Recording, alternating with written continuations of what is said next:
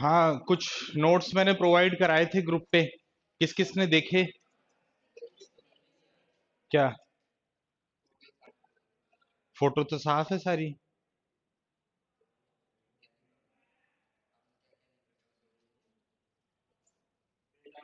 देखा था।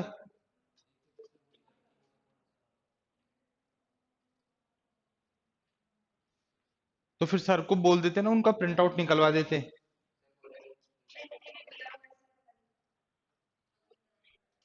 नहीं नहीं, परसों भी सर से मेरी बात हुई थी तो वो कह रहे थे कि सारे नोट्स प्रिंटिंग में और उसमें गए हुए हैं, वो मिल जाएंगे एक दो दिन में। अभी बहुत टाइम है आपके पेपर्स में, तो आप हैं?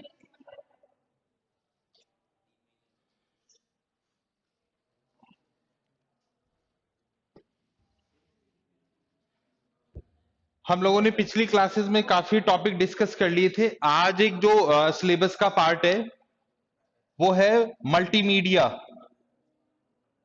इसको थोड़ा सा हम समझ लेते हैं और इसके डिटेल्स जो है नोट्स मैं लिख करके दूंगा। मैंने नोट्स जो बनाए हैं वो बहुत टू दी पॉइंट सिस्टमेटिक है, उसको आप पढ़ोगे तो सारी चीजें आपकी कवर हो जाएंगी।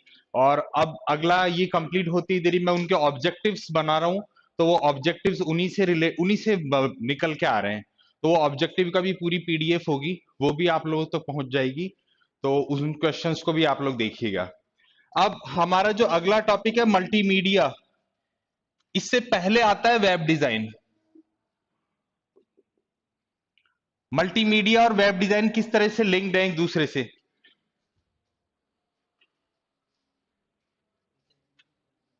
अगर हम डेली अपने फोन के को एक्सेस करते हैं तो फोन के अंदर वेब एप्लीकेशन कौन सी है और मल्टीमीडिया कौन सा है? भाई आज के टाइम में सबसे यूजर्स हैं जो फोन यूजर है। तो मल्टीमीडिया एक्सेस हो रहा है या सिस्टम से एक्सेस होगा?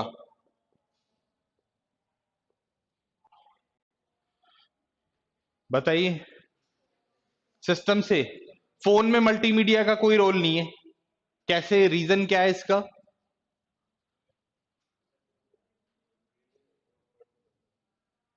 देखिए, हम लोगों ने जब सॉफ्टवेयर के बारे में पढ़ा था तो हमने देखे थे कि we have two types of software. Window applications, या फिर उनको हम बोलते हैं कंसोल एप्लीकेशन। एक थी हमारी वेब एप्लीकेशन।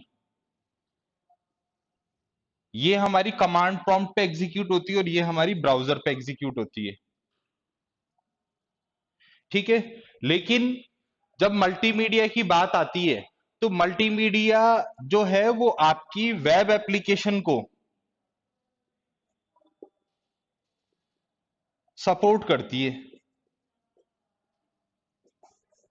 यहां पे आप जो भी एप्लीकेशन क्रिएट करना चाहेंगे और वो एप्लीकेशन आपकी ब्राउजर पे जब रन होगी तो इस एप्लीकेशन को और परफेक्ट बनाने के लिए इसको किसकी सपोर्ट पड़ती है, जरूरत पड़ती है? मल्टीमीडिया की। अब मल्टीमीडिया में आएंगी कौन कौन सी चीजें?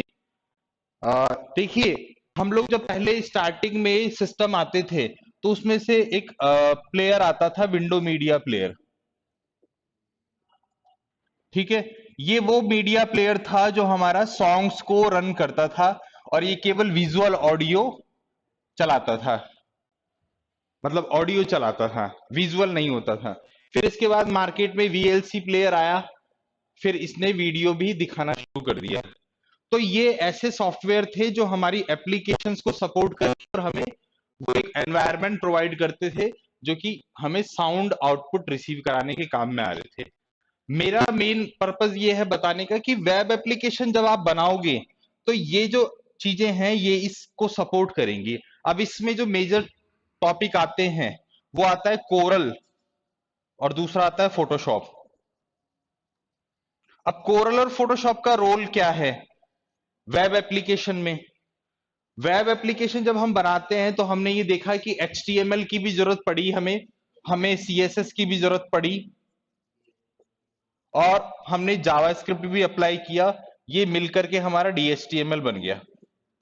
लेकिन आपने देखा होगा कि कोई भी वेब एप्लीकेशन में हमें पता है वेब पेज के अंदर इंफॉर्मेशन जो होती है वो टेक्स्ट की फॉर्म में, ग्राफिक्स की फॉर्म में, वीडियो की फॉर्म में होती है। ठीक है। अब ग्राफिक्स का मतलब क्या हो गया कि कोई इमेजेस, जो इमेज हम अपनी उस एप्लीकेशन में पुट कर रहे हैं, अप्लाई कर रहे हैं, जो कि हम हमारे टैग इमेज से सोर्स से काम में लेते हैं। ठीक है। और कोई वीडियो है तो वीडियो में जनरली आज के जो ट्रेंड है उसमें यूट्यूब का लिंक लगा दिया जाता है, तो वो यूट्यूब से डायरेक्ट ही वो वीडियो रन हो रहा है। तो ये चीजें क्या है, ये हमारा पार्ट है सारा का सारा वेब एप्लीकेशन का ही। लेकिन मल्टीमीडिया के अंदर इन दो मेजर सॉफ्टवेयर को रखा गया है और इन दोनों का अपना अलग अलग काम है। लेकिन ये वेब एप्लीकेशन के बाद के फेस में आते हैं और इन दोनों का काम थोड़ा सा इनको सपोर्ट भी करना है और इनका खुद का भी इंडिविजुअल काम है, वर्क है, इसका भी और इसका भी। अब ये दोनों अपने आप में एक मेजर सॉफ्टवेयर है जिसको किस कंपनी ने बनाया है, अडोब नाम की कंपनी ने बनाया। ठीक है। अब ये सॉफ्टवेयर का यूज जो है, पहले वाले का जो यूज है वो है पेपर डिजाइनिंग है। पेपर से रिलेटेड कोई भी हम डिजाइन कर रहे हैं, मुझे कोई लोगो डिजाइन करना है, मुझे कोई पैम्पलेट डिजाइन करना है या कोई फ्लैक्स डिजाइन करना है, तो उन सब के लिए हमें क्या करना पड़ेगा, कोरल प्लेटफॉर्म की जरूरत पड़ेगी। और इस सॉफ्टवेयर के अंदर क्या होगा, कुछ टूल्स होंगे। अब ये टूल्स सब प्री डिफाइंड है और इनकी मीनिंग फिक्स्ड है। उन टूल को काम में लेकर के हम क्या करेंगे, कोरल के अंदर एप्लीकेशन डिजाइन करेंगे, तो हमारा पेपर डिजाइन होगा। अब जितने भी प्रिंटिंग से रिलेटेड मटेरियल है, जिनका या तो पेपर पे प्रिंट निकलेगा या फिर फ्लैक्स पे निकलेगा। ठीक है। अब बात आती है कि कोरल के अंदर जो हम डिजाइन बनाएंगे, हमने जब स्टार्टिंग में क्लासेस में मैंने बताया था प्लोटर मशीन के बारे में, तब आप लोगों ने ये बताया था कि भी प्लोटर मशीन हमेशा जो वेक्टर ग्राफिक्स इमेज है उसी का प्रिंट निकालती है। तो कोरल के अंदर जो भी हम इमेजेस बनाएंगे वो दो तरह की इमेजेस होगी, या तो वेक्टर ग्राफिक्स या फिर रेस्टर ग्राफिक्स। ठीक है। तो उस इमेज का जब प्रिंट निकलेगा तो प्लोटर मशीन की जरूरत पड़ेगी और हमें प्रिंटर की जरूरत पड़ेगी। दोनों मशीन से हम एक्सेस कर सकते हैं। लेकिन मेजरली जो कोरल में डिजाइनें बनती है वो जनरली बड़े शीट्स के लिए बनती है, तो वहां पे प्लोटर मशीन की जरूरत पड़ती है। अब बात आती है कि कोरल के अंदर जो एनवायरमेंट है वो किस तरह का होगा। यहां पे एक टूल बॉक्स होगा और यहां पे एक वर्क एरिया होगा, और इस एरिया के अंदर भी एक स्मॉल रेक्टेंगुलर एरिया होगा। ये हमारा टूल बॉक्स होगा, ये हमारा प्रिंट एरिया होगा और ये वाला हमारा वर्क एरिया होगा। ठीक है। इस तरीके से सारे डिफरेंट डिफरेंट ये मिलकर के एरिया और एक एनवायरनमेंट बनाएंगे, एक प्लेटफॉर्म बनाएंगे। और ये सारे के सारे क्या होंगे, आईडीई होंगे, इंटीग्रेटेड डेवलपमेंट एनवायरनमेंट। अब जब हम इसके अंदर कोई भी एप्लीकेशन को डिजाइन शुरू करेंगे तो हम फाइल लेंगे नहीं, न्यू फाइल में जाकर के कंट्रोल एन दबा करके हम नई फाइल लेंगे। अब जो भी नई फाइल हम लेंगे उसकी सबसे पहले हमें क्या करनी पड़ेगी, डायमेंशन सेट्स करने होंगे, विड्थ और हाइट सेट करनी होगी, जो कि हम बोलते हैं पेज साइज। ठीक है। अब पेज साइज की जब अपन सेटिंग कर लेते हैं, फिक्स कर लेते हैं, तो कोई भी ग्राफिक्स एडिटिंग प्लेटफॉर्म जो होता है ना, उसमें माउस का बहुत बड़ा रोल होता है, क्योंकि हमने पढ़ा है कि माउस क्या करता है, कंट्रोल करता है ग्राफिकल एक्शंस को। जब हम माउस से ये सब चीजें सेट करना शुरू कर देते हैं, तो यहाँ पे टूल बॉक्स में दो तीन मेजर ऐसे टूल है जिनका सबसे ज्यादा यूज होता है, जिसमें सबसे पहला होता है हमारा सेलेक्ट टूल। सेलेक्ट टूल किस तरह से होगा, सब ग्राफिक्स एडिटिंग सॉफ्टवेयर में जैसे माउस का हमारा बटन आता है जब हम एरो साइन से रिप्रेजेंट करते हैं, तो सेलेक्ट क्या करेगा, सबसे पहले हम सेलेक्ट टूल यहां से पुट करेंगे और उसके बाद एक आएगा आपका टेक्स्ट टूल। ठीक है। ये दो टूल हैं जो हमारे सबसे ज्यादा काम में लिए जाते हैं। अब इस टूल बॉक्स में आप नीचे की ओर जाओगे, मैं एक टूल बॉक्स का आइकन बना करके और उसकी डिटेलिंग लिख करके आपको दूंगा, तो उसमें आएगा आपका rectangle box, circle box, Oval box, जिनका यूज हम क्या करेंगे, अपनी डिजाइन को करने में लेंगे। अब इसके अंदर कोरल में सबसे पहली जो एप्लीकेशन बनती है वो होती है विजिटिंग कार्ड। और विजिटिंग कार्ड के अंदर हमें सबसे पहले देखना पड़ेगा विड्थ और हाइट, ये मिलीमीटर में, इंचेस में, इस टाइप से चलती है हमारी। हम इसकी वर्टिकुलर हाइट देंगे और हॉरिजॉन्टल विड्थ देंगे, और इसमें फिर अपना जो भी डिजाइन क्रिएट करना है वो क्रिएट करना स्टार्ट करेंगे। मान लीजिए कि मैंने यहाँ पे हेडर में कलर ले लिया स्काई कलर का, और यहाँ फुटर में ले लिया, इधर एक लोगो है, इधर एक टेलीफोन का आइकन बना हुआ है, यहाँ पे नेम, डेजिग्नेशन और ये सारी एड्रेस। ये एक बेसिक विजिटिंग कार्ड होता है। ठीक है। अब आप लोगों को ये पता है क्योंकि आप लोगों ने एमएस वर्ड में भी काम किया हुआ है, एक्सेल में भी किया है, पावर पॉइंट में भी किया है। तो जब हम डॉक्यूमेंटेशन से रिलेटेड काम करते हैं, डॉक्यूमेंट क्रिएट करते हैं, तो कोई भी कीबोर्ड से कोई डॉक्यूमेंट टाइप करने के लिए की प्रेस करते हैं तो उसका एक फेस होता है वर्ड का, जिसको हम फॉन्ट स्टाइल से डिफाइन करते हैं। ठीक है, कि वो अक्षर दिखेगा कैसे। दूसरा उसकी साइज, तो जब भी हमें इसमें कोई चीज क्रिएट करनी है तो हमें अपना फॉन्ट स्टाइल भी चूज करना पड़ेगा और फॉन्ट की साइज भी चूज करनी पड़ेगी। और मेजरली जो काम होता है ग्राफिक्स में वो होता है आपका हिंदी फॉन्ट के अंदर। ठीक है। आज अगर बात करो, सुबह मॉर्निंग का पेपर अगर पढ़ के आए होंगे तो कल बजट जो निकला है तो उसमें कैरिकेचर्स लगे हुए हैं सारे के सारे। तो उसके लिए मार्केट में पेज मेकर नाम का एक सॉफ्टवेयर है जो कि पेज प्रिंटिंग मटेरियल डिजाइन कर रहा है। ठीक है।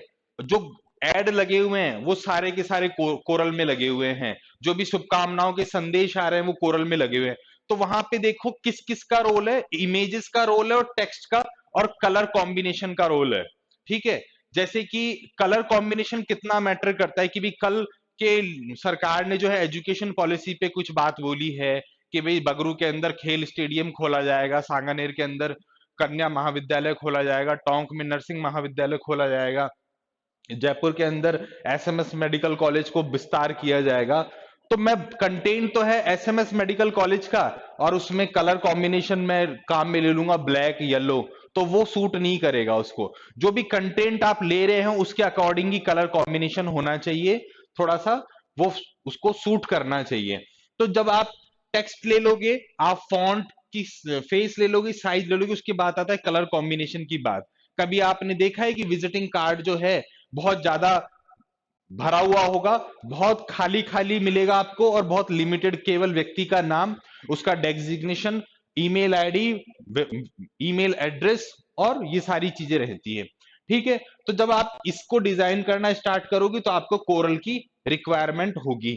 ठीक है। और ये सारा का सारा मैंने कहा कि प्रिंटिंग मटेरियल जितना भी है हमारा, आज कोई बिल्डर जो है कोई नई कंस्ट्रक्शन स्टार्ट करता है, नया प्रोजेक्ट लॉन्च करता है, तो वो पहले उसका बुकलेट छपवाता है कि भी फ्यूचर में ये आपको मिलने वाला है। ठीक है। ड्राइंग से उसको डिफाइन करता है। तो वो सारे के सारे आपके कोरल में होंगे। ठीक है। अब इसको लिंक कर दिया गया है किससे, वेब एप्लीकेशन से, क्योंकि ये पार्ट पूरा का पूरा क्या है आपका प्रमोशनल एक्टिविटी से रिलेटेड पार्ट है। आज की डेट में अगर हम बात करें तो कोई भी वेबसाइट होगी या कोई भी ऐप होता है, वो क्या करता है, मोर देन पर्संस को कनेक्ट करता है, लिंक करने के काम में आता है, लोगों तक रीच बनाने के काम में ही हम वेब एप्लीकेशन काम में लेते हैं। और डिजिटल प्रमोशन जो है आज की डेट में सबसे बड़ा प्लेटफॉर्म है और सबसे क्विक और फास्ट है। उधर मॉर्निंग में सुबह 11 बजे से उन्होंने स्पीच देना स्टार्ट किया विधानसभा के अंदर, और इधर लाइव पे आपको दिख रहा है, वो फेसबुक लाइव पे, आपको भास्कर के ऐप के लाइव पे, जहां पे भी आपको देखना है वो आपको दिख रहा है। ठीक है। और वहां पे वो लाइव बोलते जा रहे हैं और यहाँ पे जो है काम चालू हो गया, डिजाइनिंग का कौन सा आउटलुकिंग देनी है आपको, तो उसमें ये आपका कोरल सॉफ्टवेयर काम करेगा। अब यहाँ पे क्या होगा, थोड़े थोड़े से जो माइन्यूटली से क्वेश्चन होंगे, जैसे कि कोरल के अंदर रेस्टर और वेक्टर इमेज होती है, इन दोनों इमेज का फर्क क्या होगा।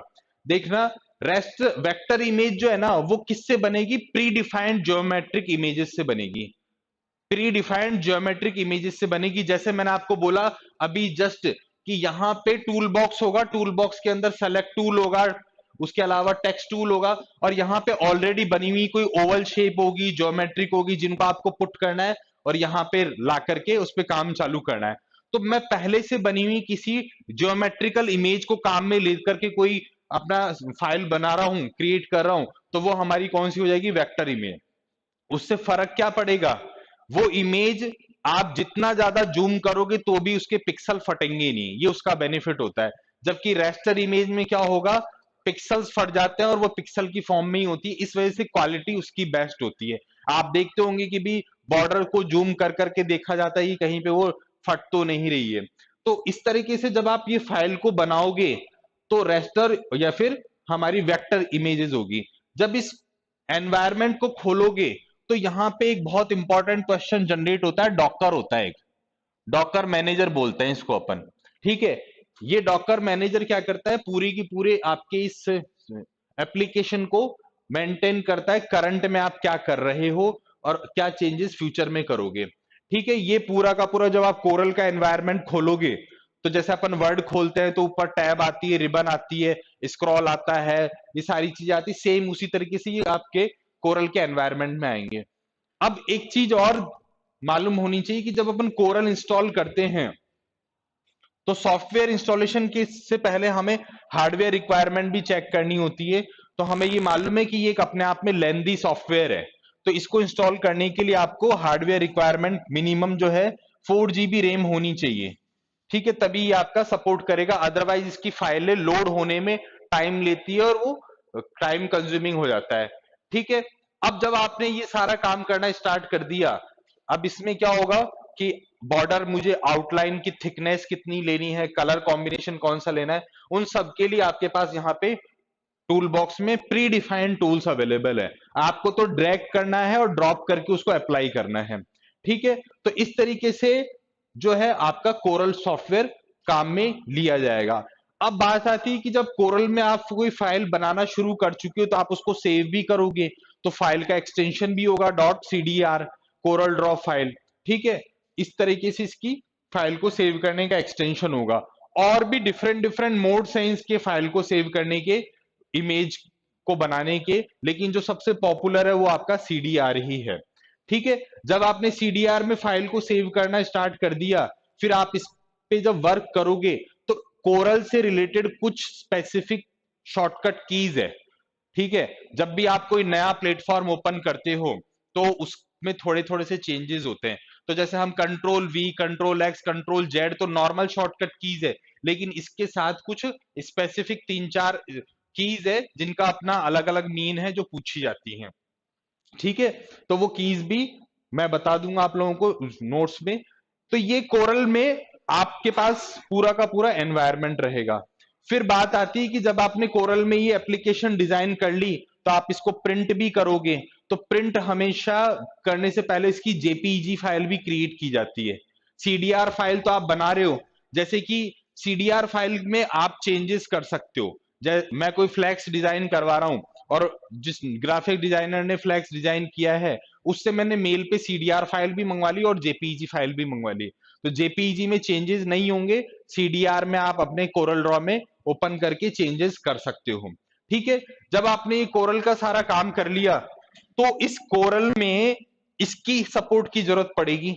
अब इसकी सपोर्ट की जरूरत कैसे पड़ेगी कि जो भी इमेजेस आप काम में लोगे, इमेजेस जैसे कि मान लीजिए कल बजट निकला है तो आज आप पेपर में देखोगे कि जितने भी व्यापारी वर्ग है, जो भी बिजनेस वर्ग है, उन्होंने क्या किया है, सरकार को एक गहलोत जी को बधाई दी है, तो बधाई संदेश में उन सबकी फोटोज लगी हुई है, फोटो क्रॉप की जाती है, उसको फिनिश्ड किया जाता है।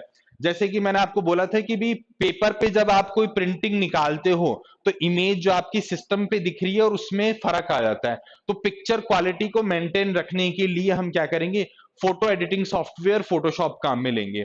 ठीक है, अब इसके अंदर फाइल को एक्सेस करने का जो हमारा वो होगा एक्सटेंशन, वो पीएचडी फोटोशॉप डिजाइन होगी हमारी। अब इसमें फोटो को रिसाइज करना, क्रॉप करना, कंबाइंड करना, ये सारा काम हमारा किस में आएगा, फोटोशॉप में आएगा। इसमें भी सिमिलरली इस तरह का ही एनवायरनमेंट आएगा और आपका टूल बॉक्स आएगा।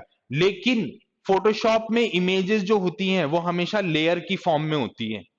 लेयर का मतलब क्या है कि भी बैक फोरग्राउंड और बैकग्राउंड कलर होते हैं इसके अंदर। फोरग्राउंड जब भी आप फोटोशॉप में कोई इमेज खोलोगे तो इमेज जैसे ओपन विद फोटोशॉप आप करोगे तो उसका फोरग्राउंड और बैकग्राउंड कलर आता है। जैसे कि मान लीजिए कोई ये इमेज है, इमेज के अंदर आप क्लिक करोगे तो एक एक करके लेयर बाय लेयर वो इमेजेस हटती जाएगी और लास्ट में इसका ब्लैंक लेयर आएगी आपके सामने। ठीक है, तो वो लेयर की फॉर्म में हमारा फोटोशॉप काम करता है। इसका जनरली यूज फोटो की ब्राइटनेस, शार्पनेस और कॉन्ट्रास्टनेस बढ़ाने के लिए किया जाता है। जैसे कि मान लीजिए मैंने आपको पहले भी कहा था कि कल विधायकों ने एंट्री ली विधानसभा के अंदर, वो फोटो क्लिक हुई और वो फोटो क्लिक होकर के पेपर पे छपेगी, तो वो क्लिक जो इमेज है वो कैमरे में तो अच्छी दिखेगी, लेकिन जब प्रिंटिंग मशीन से प्रिंट होकर के आएगी तो वो काली काली दिखती है, प्रॉपर क्लियर नहीं होती है। तो उसको क्लियर दिखाने के लिए और हमें क्या करना पड़ता है, फोटोशॉप में उसकी ब्राइटनेस और शार्पनेस क्लियर करनी पड़ती है एक लेवल तक जाकर के। उसके लिए कुछ उसके सैचुरेशन पॉइंट्स पे एक सेटिंग की जाती है, फिर उसके बाद उसको प्रिंटिंग में दिया जाता है, लगाई जाती है। ठीक है, तो ये फोटो एडिटिंग हमारा सॉफ्टवेयर हो गया। अब इसमें से जो क्वेश्चंस बनेंगे, जो होंगे, वो ये होंगे कि कोरल को बनाने वाली कंपनी कौन सी है, कब बनी कोरल, कोरल में एक्सटेंशन कौन कौन से थे। ठीक है, कोरल के अंदर मल्टीमीडिया कोरल सॉफ्टवेयर के अंदर इस टूल का क्या काम है। तो इस टाइप के आपके सॉफ्टवेयर के से रिलेटेड क्वेश्चंस बनेंगे। ठीक है, और फोटोशॉप में भी सेम हमारा यही काम होगा। अब बात आई कि ये इससे लिंक्ड कैसे हो रहा है, मल्टीमीडिया। मल्टीमीडिया और एनिमेशन का भी दौर है आज के टाइम में। एनिमेशंस में क्या होते हैं, जैसे वो हमारे वीडियोस बनते हैं, वो सारे के सारे सॉफ्टवेयर बेस्ड एनिमेशन वीडियोस बनते हैं। ठीक है, लेकिन ये दो हमारे जो है, कोरल में आपने कोई इमेज बनाई, क्रिएट करी, और वो इमेज आप क्या कर रहे हो, अपने वेबसाइट में अप्लाई कर रहे हो, तो ये उससे लिंक्ड हो गया। आपने लोगो कोई बनाया कोरल के अंदर किसी कंपनी का, और वो आप अपनी वेबसाइट में हेडर में लगा रहे हो, तो वो इससे लिंक हो गया। आपको कोई इमेजेस लगानी है, इमेजेस इन द सेंस आप क्या कर रहे हो, पेस्टिसाइड से रिलेटेड वेबसाइट बना रहे हो, तो क्रॉप्स मतलब फसलों में जो पेस्टिसाइड्स काम में ली जाती है उससे रिलेटेड आपका बिजनेस है, आपका कारखाना है, फैक्ट्री है, और आप अपनी वेबसाइट बनवाना चाह रहे हो, तो आप क्या करोगे, फसलों की फोटोज लोगे, पेस्टिसाइड्स प्रोडक्ट्स की फोटोज लोगे, उनको शार्प करोगे, उनको रिसाइज करोगे, तब अपनी वेब एप्लीकेशन में पुट करोगे। तो इसको सपोर्ट करते हैं ये दो सॉफ्टवेयर जो कि मल्टीमीडिया के पार्ट में आएंगे। ठीक है, तो इस तरीके से हमारा मल्टीमीडिया वाला सेक्शन रहेगा।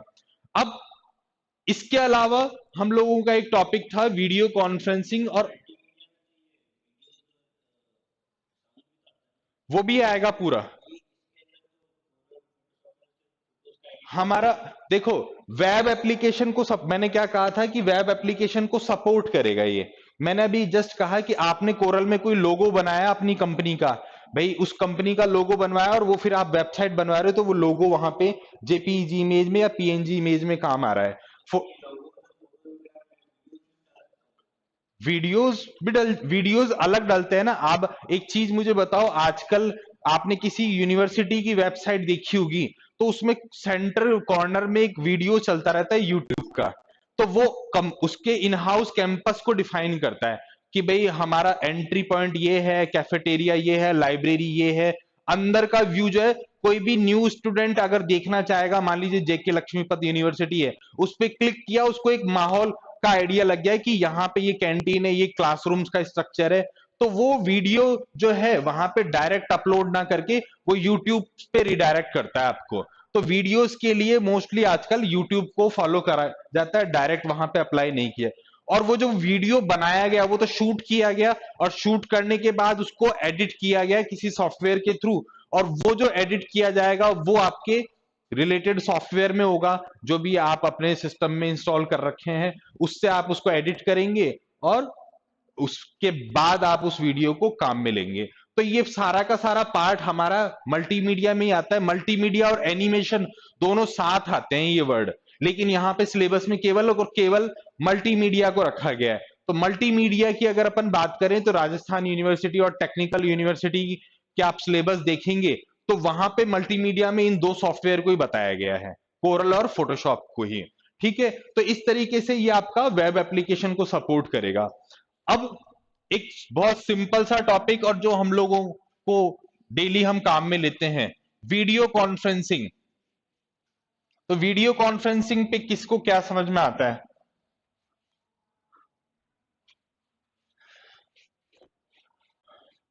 हम्म। पिछली एक क्लास में मैंने जाते जाते कुछ बोला भी था, स्काइप के बारे में बोला। हाँ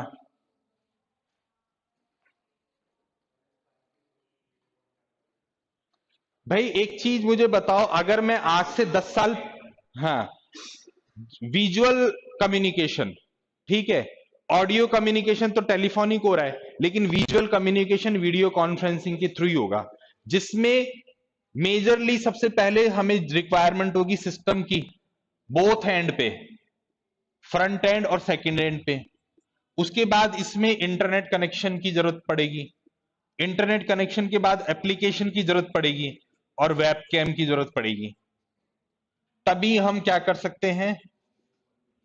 अब यहां पे सिंगल पर्सन होगा, वो मल्टीपल पर्सन को एक्सेस कर सकता है वीडियो कॉन्फ्रेंसिंग के थ्रू। जो हमने बार बार कहा था कि भी कल क्या हुआ, कल स्टेट गवर्नमेंट ने सेंट्रल गवर्नमेंट का कॉन्सेप्ट फॉलो किया था। क्या फॉलो किया है? पेपरलेस नहीं, पहली बार हुआ था स्टेट गवर्नमेंट के अंदर। नहीं भाई, आज से पहले राजस्थान सरकार का कोई भी बजट लॉन्च हुआ था, जो विधानसभा में किसी भी सरकार ने लॉन्च किया था, उसको गांव में और जिला स्तर पे लाइव टेलीकास्ट की सुविधा नहीं की गई थी। लेकिन इस बार वाला जो बजट था 2022 वाला, जो कि 23 फरवरी को पेश किया गया, उसमें सरकार ने पहली बार केंद्र सरकार की तर्ज पे सभी जिला स्तर पे जिला कलेक्टर के माध्यम से सभी स्कूलों में और सभी जिला मुख्यालय पे लाइव टेलीकास्ट की व्यवस्था कराई थी, ताकि लोग लाइव देख सके और ज्यादा से ज्यादा अप्रोच लोगों तक पहुंच पाए कि भी हमारे लिए क्या बेनिफिशियल हो रहा है। तो ये सारा का सारा जो कंसेप्ट है, ये किसके आने के बाद हुआ है? अगर अपन बात करें इंटरनेट की, इंटरनेट ने आईटी को बहुत ज्यादा डेवलप कर दिया है और इसकी कंप्यूटर की रिक्वायरमेंट को बढ़ा दिया है। तो कल जो ये नवाचार हुआ, इस नवाचार को लेकर के सारे कलेक्टर्स ने जिला स्तर पे जो है राज्य सरकार की सराहना की। जितने भी स्कूल कॉलेज चल रहे हैं, स्कूल कॉलेज में एनएसएस की यूनिट होती है, राष्ट्रीय सेवा योजना, उसके अलावा रेड रिबन क्लब्स होते हैं, तो वहां पे बच्चों को सेमिनार हॉल में एकत्र करके और जो है वीडियो लाइव दिखाया गया। ठीक है, तो ऐसे में ही क्या हो रहा है कि भी डिजिटलाइजेशन को भी प्रमोट किया जा रहा है। अब कल जो बजट आया, इसमें से आपके क्वेश्चन बनेंगे 300%। अब उसको आप किस तरह से पढ़ते हैं? जयपुर के लिए क्या क्या मिला? एजुकेशन हब कहां पे बनाया जाएगा जयपुर के अंदर? जेएलएन मार्ग पे। उस कितने करोड़ की लागत? Very good. उसके अलावा मेडिकल कॉलेज में किन किन यूनिट का विस्तार किया जाएगा? कौन से डिपार्टमेंट का विस्तार किया जाएगा? हाँ, robotic surgery, SMS medical college में लैब स्थापित की जाएगी। अब देखो, हर साल बजट पेश होता है, 156 करोड़ इस पे, 157 करोड़ इस पे, बट वो घोषणा होने के बाद उसको एग्जीक्यूट होने में काफी टाइम लगता है। इस तरह से अगर, हाँ, जयपुर के अंदर और क्या क्या होगा? क्योंकि भाई आपका आईटी का पार्ट तो बहुत इस पेपर में कम कर दिया है। आपका 60% टू 65% है। पेपर फर्स्ट तो पूरा ही हो गया जो नॉन आईटी है, और पेपर सेकंड के अंदर भी पेडागोजी है और रीजनिंग है ही। ठीक है, तो 40-45% ही हमारा आईटी का रोल रहा, और सरकार की जो थिंकिंग है उस हिसाब से ये पेपर आईटी ग्रेजुएट्स के लिए तो रहा ही नहीं।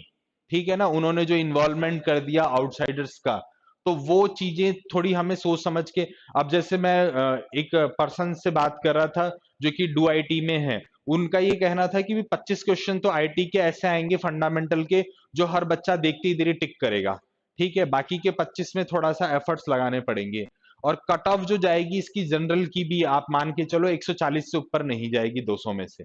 ठीक है, तो उस हिसाब से प्लानिंग करके आपको आपके हाथ में वॉच रख करके और तैयार करना है। 100 क्वेश्चन आप कितनी देर में अटेम्प्ट कर पा रहे हैं?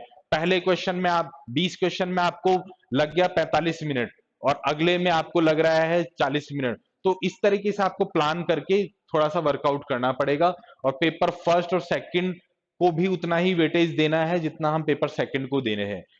अब देखिए, वीडियो कॉन्फ्रेंसिंग की जब अपन बात कर रहे थे, तो हमें ये मालूम है कि वीडियो कॉन्फ्रेंसिंग में हम एक पर्टिकुलर लोकेशन पे बैठ करके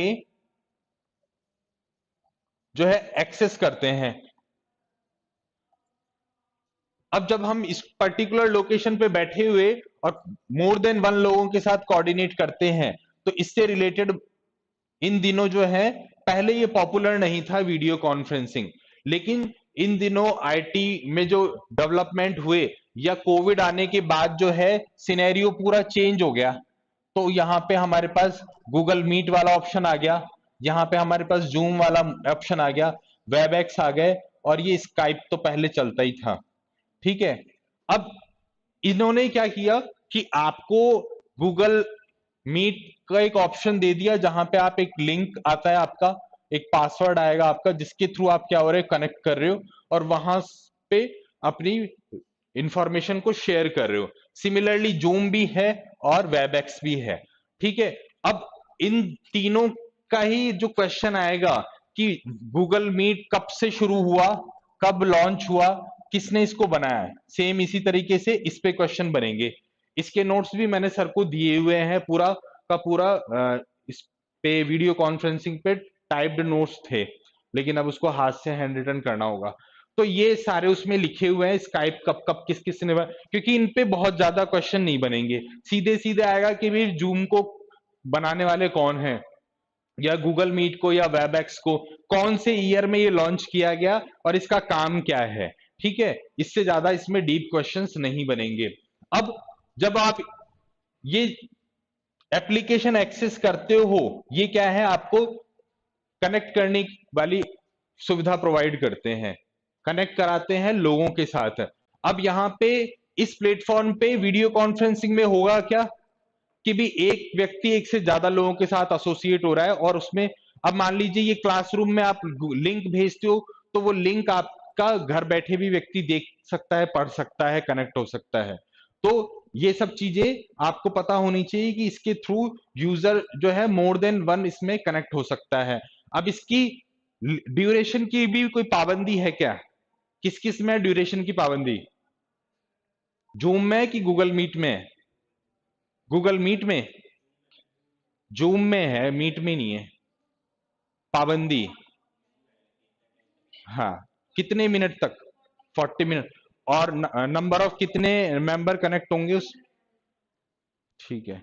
तो ये हमारा वीडियो कॉन्फ्रेंसिंग से रिलेटेड जो क्वेश्चन इनमें बनेंगे वो यही होंगे कि कब ये बनाया गया, किसने इसको लॉन्च किया गया। ठीक है। अब इसी में एक जुड़ा हुआ टॉपिक है, वो है ऑनलाइन और ऑफलाइन मैसेजिंग। ऑनलाइन और ऑफलाइन। अब ये दो शब्द हैं, ऑनलाइन और ऑफलाइन से क्या समझते हैं आप?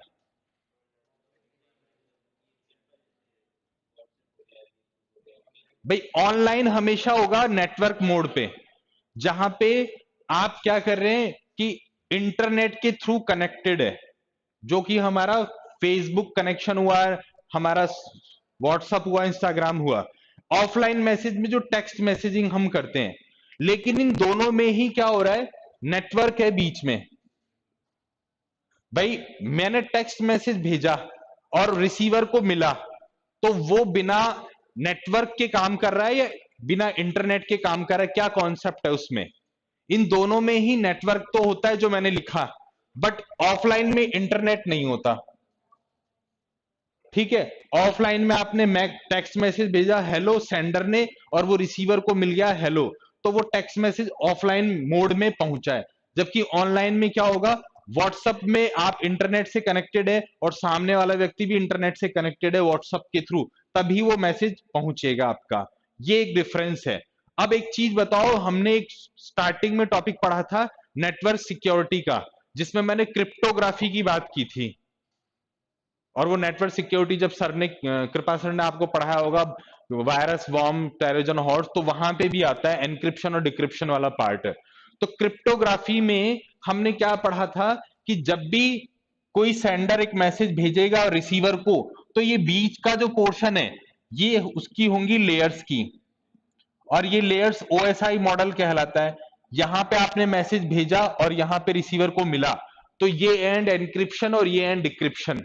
तो इसके बीच में एडवर्सरी का क्या रोल होता है? एडवर्सरी किसे कहते हैं अपन? एडवर्सरी या फिर अपन कह सकते हैं अटैकर। हाँ, जो बीच में ब्रेक कर रहे हैं, इंफॉर्मेशन को हैक कर रहे हैं। तो इसको हैकर से और अटैकर से बचाने के लिए, एडवर्सरी से बचाने के लिए हम एनक्रिप्ट करते हैं। अब एनक्रिप्ट में हम एल्गोरिदम लगाते हैं। वो एल्गोरिदम कौन कौन से होते हैं? जो सबसे पॉपुलर एल्गोरिदम है एनक्रिप्शन के लिए वो कौन सा है? आरएसए की फुल फॉर्म? आरएसए की फुल फॉर्म आई नहीं थी तो क्या इसका मतलब डिग्री कंप्लीट तो कर ली ना। ये तो हमारे, नहीं, आरएसए की फुल फॉर्म, ये आरएसए तीन साइंटिस्ट के नाम का फर्स्ट वर्ड है, रेवेस, शैमिर और एंडलेमैन। ठीक है ना? तो ये एनक्रिप्शन हमेशा ऑनलाइन मैसेजिंग में डेटा के जो है स्पॉइल होने के और अटैक होने के चांसेस होंगे, जबकि ऑफलाइन मैसेज आपका सिक्योर है।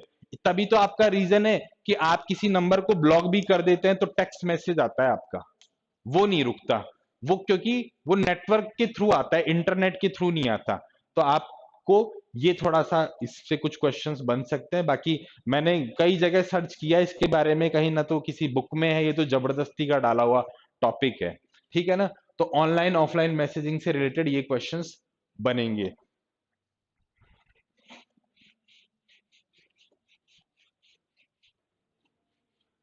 आर्यन किसका नाम है?